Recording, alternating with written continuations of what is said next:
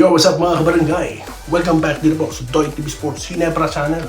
Well, ang topic po natin for today's video ay ito, ang semifinals Game 1 game preview between Barangay Ginebra at ito pong San Miguel. Okay? And of course, makapa-shoutout. Sa video pong ito, katulad po ng ginawa natin, no? Yung laban po ng Ginebra Converge, yung mga dapat kong gawin ng Ginebra for both defense and offense. Which is nangyari po, di po ba? Kayo naging saksi niyan. Yan po ang ating gagawin dito. Pero bago po yan, magpapasalamat muna ako sa inyo, mga followers and subscribers. Sa mga hindi po, follow and subscribe na po. Road to 10K po tayo dito sa Facebook. At 20K naman po sa YouTube. Maraming salamat po. Alright? So dito na po tayo. Ating topic. Alright, ano yung napansin ko? Okay? Dito sa laruan ng San Miguel at sa Ginebra. Well, 10 game winning streak po ang San Miguel. Okay. 7 game winning streak naman po ang Ginebra. Hindi po sila natatalo. Sino ang babasag dyan? Okay. So, paano po ba nagiging ofensiba ng San Miguel? Ano po ba dapat pigilan dito? Siya lang naman, Junmar Pardo, finish. Okay. Kasi po sa All Filipino, ang San Miguel po parang may import. Yan po si Junmar Pardo. Nobody can stop him. Bakit? Siya po ang pinakamalaki, 6'10". May mga malaki po na 6'10", pero si Junmar lang po yung, alam nyo na, he knows how to take advantage of his height, diba? Okay, very experienciado, no? Alright? So, ano po yung napansin ko dito yung ginagawa ng San Miguel? How they used him very well. Okay. Number 1, low post. Okay. So, ngayon, dyan sila magaling eh. Pagka nilow post na po nila yan, there are so many options for Junmar. Number 1, kunyari siya ang titira, pero hindi. He will find openings. Kaya nga po kakalat na yung mga players. Di po ba? Ngayon, kapag ang posisyon po ay nag-high-low siya, no? Siya ang mag-high-low, halimbawa, no? Tapos, may papasok naman po sa gitna yung number 4, mag-low post. One of the threats yan. Ang gagawin naman niya, kung sino yung passer, it's either gagawa niya ng pick, no? Okay? Tapos nakakagalaw yung siya din ang i-score yung passer, di po ba? So threat lang po. So that's how they used, no? Ngayon, anong gagawin na strategy dito ng Ginebra? Huwag mo nang papwestohin, di po ba? Huwag niyong gawing huwag niyong i-involve si Junmar sa play ng San Miguel. Once they do it to you, they will control the game. Okay? So that's low post, that's Junmar. Number 2, aatake sila open court basket through steals, no? Diyan po nabuhay. Yan po naging panabigasan ni Chris Ross. Okay, at ni CJ Perez. Magaling po yan, sumundot yung mga yan. Winnie Arboleda, dating yan dyan. So, you should avoid yung alanganing pasa. Diba? Dahil once CJ Perez steals the ball, dire-diretso po yan, no? At sa open court basket, magaling po yan. Mag-finish talaga. Then at the same time, kapag po nag-aano po yan, si CJ Perez, pagka sumasalaksak yan ang gusto niya. Mag one-on-one at sumalaksak. Isa po sa mga offensive weapon ng San Miguel. Number 3, all of them is 3-point shooter. Kahit sino po babato dyan. Bakit?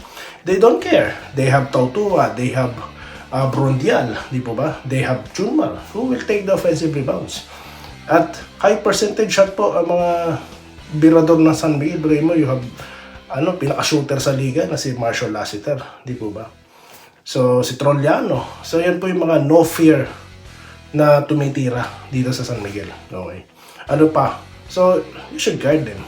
Lalo na pag pumasok yung Rosales, walang ibang gagawin yan kundi mag 3-point shot, pati yung kahilig sa doon sa bay corner. So, you don't let them, no? Okay. So, isa pa po sa napansin ko sa San Miguel naman, pagdating sa depensa nila, no? Fast break. So, dyan po, pwede makalamang ang Ginebra. Takbuhan nila ng takbuhan ng San Miguel. At napaka-consistent na po ng play ng Ginebra. Pag di na po sila halos nag-miscommunication, siguro mga ilang beses na lang. No? Kasi nga po, bakit? Kasi nga po, di na sila nag-hesitate. No? Amoy na nila yung sarili nila. Kaya kahit malayo, titira. Di ba? Kahit pass break, basta libre, titira. No, that's how you will fight, no, against dito sa San Miguel, lalo na kay Junmar. Pansinin nyo, sa ilang sequence po, Halos hindi na po makahabol si Junmar sa fast break eh. Di po ba? So, yun. Barangay Ginebra should take advantage of that. So, yan po yung ilan sa mga napansin ko lang no, sa San Miguel. Very consistent po kasi yung laruan nila eh. Para sa akin, yung ano nila, yung sistema nila, no? Lahat kasi pwede gumana dyan. May Jericho Cruz, no? Pag hindi gumana, may isa. So, ang nangyayari lang, same system eh. Kung sino open, titira, no? That's how San Miguel playing, you know? At it really works for them very well, no? So, ayan po. So, sa barangay, I'm sure ang gagawin dyan nila Teng, they will take advantage again of the guards, no? Pero ang kagandahan sa Ginebra, kahit na mag-switch pa sila, meron kang Holt, meron kang Stockton tuloy. Meron kang Thompson, di ba? Magagaling dumepensa yan. So, may laban dyan ng Ginebra. Yun na nga lang, pag pumasok mo si Johnny, yan na po. Senyalis na yan, no? Ayan na. May magte-take advantage niya sa kanya. So, sa Barangay Ginebra, I'm sure, no? Itong mga bagay na to, noon pa naisip ni Coach Tim Con. Ito lang, no? Sinasabi ko sa inyo yung posibleng mangyari. Preview nga, di po ba? So, abangan po natin, ano po, ang mangyayari execution kung mangyari lahat yan. Kaya po, napaka-excited panoorin ito, Bakbakang Ginebra at San Miguel.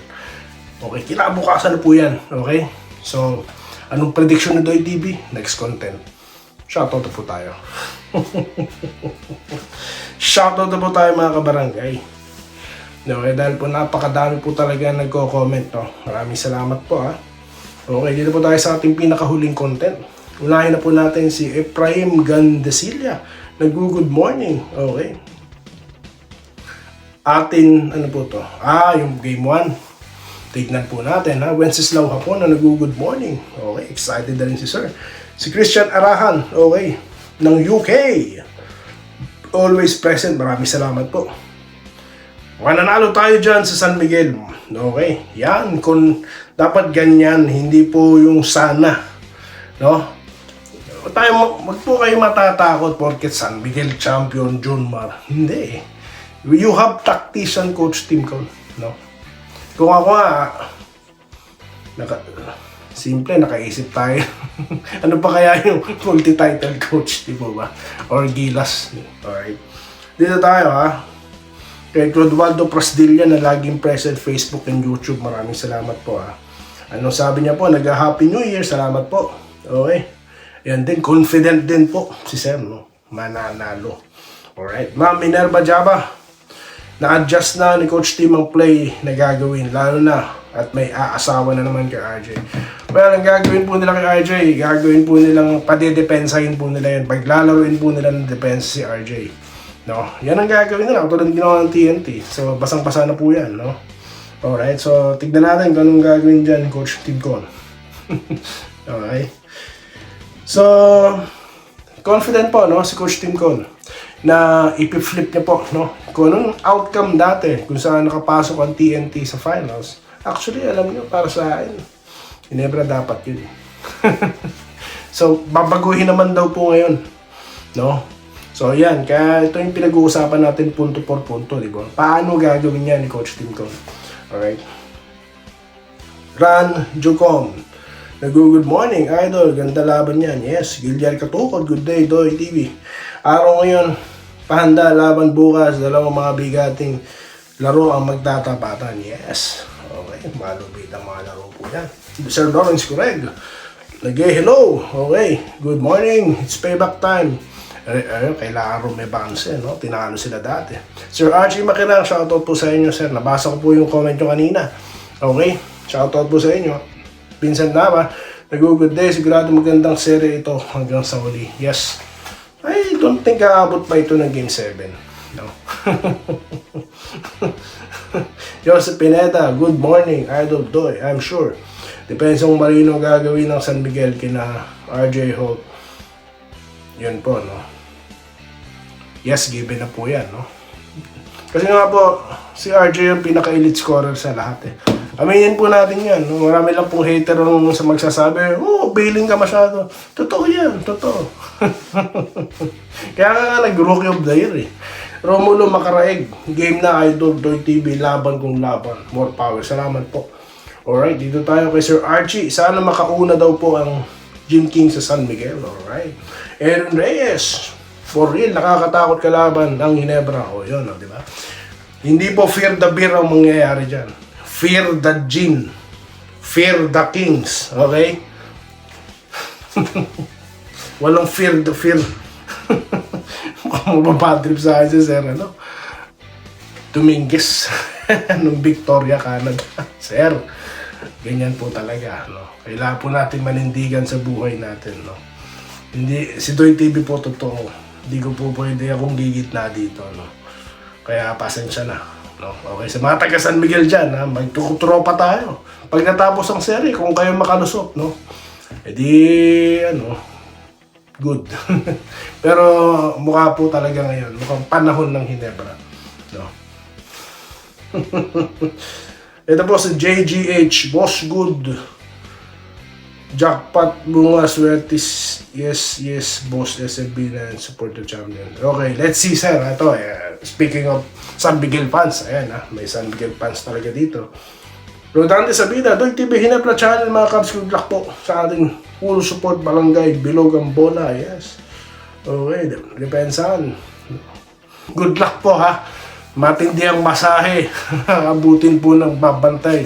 Sigurado ako si Japet yan or Rosario Torres, no? Julian Nipas, nag-good luck sa Ginebra. Galingan nyo. Baka mga 4-0 kayo. Uli, suntok sa buwan, chance nyo. Aba, sino po ba na 4-0? Umabot po sa game 7 ng laban. Alam nyo ito, patawarin nyo ako, honest opinion lang po.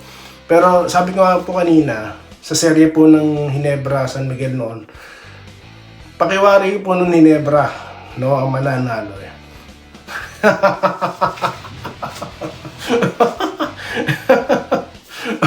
Okay, bad trip na mo ba iba dyan? So yun na lang po muna. Babalik po ako sa for more pa shoutout, no? Pasensya na po sa mga hindi nabanggit, no? Promise po, babanggitin ko po, tatapusin ko po mamaya yan. Ano po, muli, ito po ang Doy TV Sports. Totoo tayo rito, walang fake news. Okay? Pero may pinikilingan po tayo, of course. Ginebra Channel ito. Kung ikaw ay taga Ginebra, taga dito ka. Okay? Maraming salamat po at stay safe, guys. Salamat po sa panonood. Subscribe na para sa mga susunod na basketball at boxing videos.